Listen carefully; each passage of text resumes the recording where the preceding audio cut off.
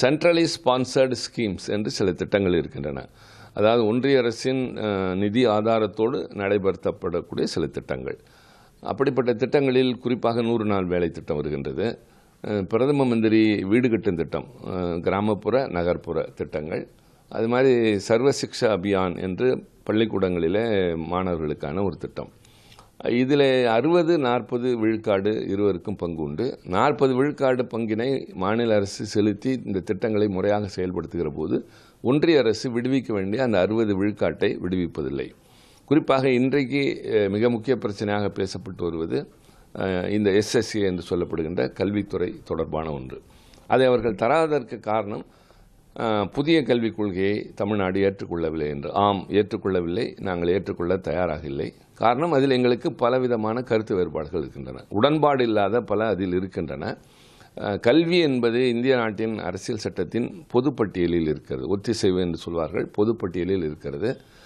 மாநில அரசினுடைய கருத்துகளையும் ஒன்றிய அரசு கருத்திலே கொள்ள வேண்டும் என்பது மறக்கக்கூடாத ஒன்று. இந்தியா என்பது ஒரு கூட்டாட்சி தத்துவத்திலே அடிப்படையிலே செயல்படக்கூடிய ஒரு நாடு.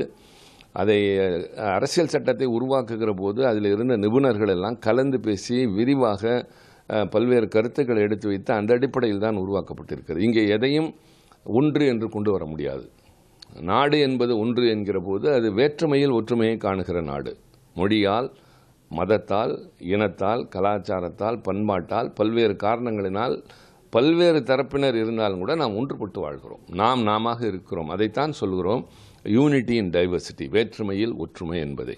ஆனால் இன்றைக்கு பொறுப்பில் இருக்கிற ஒன்றிய அரசு, பாரதிய ஜனதா தலைமையிலான தேசிய ஜனநாயக கூட்டணி அரசு இதை நீ செய்தாக வேண்டும், இதை நீ ஏற்றுக்கொண்டாக வேண்டும் என்று நிர்பந்திக்கவே முடியாது.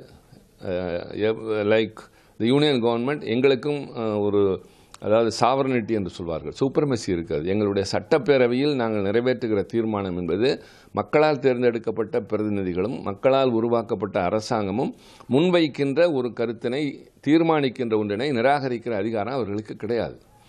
அந்த நேரத்தில் அவர்கள் பரிசீலிக்க வேண்டும். மற்ற மாநிலங்கள் இசைவு தெரிவிக்கின்றன என்றால் அதற்கு காரணங்கள் இருக்கலாம், எங்களுக்கு இருக்கிறது இல்லை. நாங்கள் புதிய கல்விக் கொள்கையை ஏற்றுக்கொள்ளவில்லை என்றால் ஏற்றுக்கொள்கிறோம். எந்த அடிப்படையில்? நாங்களே ஒரு குழு ஏற்பாடு செய்திருக்கிறோம். எங்களுடைய தமிழகத்தின் முதலமைச்சர் தளபதி மு.க. ஸ்டாலின் இங்கே ஒரு நிபுணர் குழுவை உருவாக்கி புதிய கல்விக் கொள்கை தமிழ்நாட்டிற்கு ஏற்ப வரைவு தர வேண்டும் என்று சொல்லி அது அறிக்கை தந்திருக்கிறது. முதலமைச்சர் சரியான நேரத்தில் அதற்கான நடவடிக்கைகளை மேற்கொள்வார், அதை நடைமுறைப்படுத்துவார். ஆனால் நான் அதை ஏற்றுக்கொண்டால்தான் பணம் தருவேன் என்று மிரட்டுகிற தொனியிலே ஒன்றிய அரசு நடந்து கொள்வது ஏற்புடையதில்லை. இது குடியரசு நாடு, ஜனநாயக நாடு.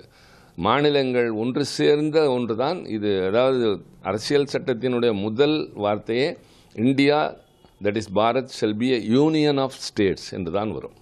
நன்றாக அதை யாரும் மறந்துவிடக்கூடாது. பல மாநிலங்களுடைய ஒன்றியம்தான் நம்முடைய இந்திய நாடு என்பது அரசியல் சட்டத்திலே இருக்கிறது. எனவே தூண்களைப் போல இருக்கின்ற மாநிலங்களை நீங்கள் சேதப்படுத்தி விட்டால் அந்த கட்டிடம் எப்படி நிற்கும் என்பதை அவர்கள் சிந்தித்து பார்க்க வேண்டும். மொழிப்போர் ஏற்கனவே நம்ம போராட்டம்லாம் நடத்தியிருக்கோம் சார். திரும்ப ஒரு நிலைக்கு மத்திய அரசு நம்மளை கொண்டு போகணும்னு நினைக்கிறீங்களா? ஒன்றிய அரசு அப்படி விரும்புகிற அளவுக்கு அவர்களுக்கு அவசியம் இல்லை, அதற்கு துணிவும் இல்லை. அப்படித்தான் சொல்ல வேண்டும். கொஞ்சம் அதிகமாக சொல்ல வேண்டும் என்றால், ஒரு மாநிலத்தின் மீது ஒன்றை நீங்கள் ஒரு சூழ்நிலை உருவாக்க வேண்டும் என்று நினைப்பது ஒரு அரசினுடைய அழகாக இருக்காது.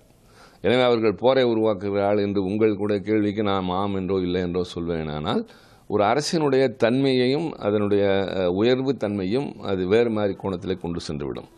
ஆக இதையெல்லாம் அவர்கள் உருவாக்க முயல்கிறார்கள் என்று நான் சொல்ல தயாராக இல்லை. ஆனால் மொழியை திணிக்கிறார்கள், அதில் ரெண்டு வேறுபட்ட கருத்தே இல்லை. இந்தி படித்தால்தான், இந்தியை ஏற்றுக்கொண்டால்தான் என்று தங்களுடைய திட்டங்களுக்கு விருப்பத்திற்கு ஏற்ப இந்தி பெயரை வைக்கிறார்கள்.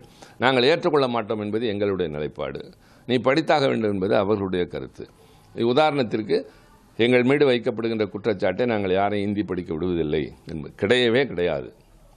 தமிழ்நாட்டில்தான் தட்சிண இந்தி பிரச்சார சபா என்பதின் தலைமையகம் இருக்கிறது சென்னையில். அதில் ஆண்டுதோறும் லட்சக்கணக்கான மாணவர்கள் படித்து பயன்பெறுகிறார்கள், பட்டம் பெறுகிறார்கள். நாங்கள் குறுக்கே நிற்கவில்லையே, அது அவரவருடைய விருப்பம். எங்களுக்கு இந்தி என்ற மொழி எதிரி கிடையாது, எந்த மொழியும் இருக்காது, இருக்கக்கூடாது. இந்தி என்பது இந்த நாட்டில் உள்ள பல்வேறு மொழிகளில் ஒன்று. எங்களுக்கு சமமாக அது கருதப்பட வேண்டும், நாங்களும் அதற்கு ஈடாக இருக்க வேண்டும் என்பதுதான் எங்களுடைய கருத்து. ஆக இந்தியை எதிர்க்கவில்லை, இந்தி பேசுகிறவர்களை வெறுக்கவில்லை. இந்தி என்ற நீ செய்தால்தான், படித்தால்தான் இருக்கிற போது முடியாது என்று சொல்வதற்கான உரிமை எங்களுக்கு இருக்கிறது, தார்மீக கடமையும் இருக்கின்றது. தமிழ் என்ற தொன்மையான மொழி, உலகத்தில் மூத்த மொழிகளில் முதன்மையான மொழி தமிழ் மொழி.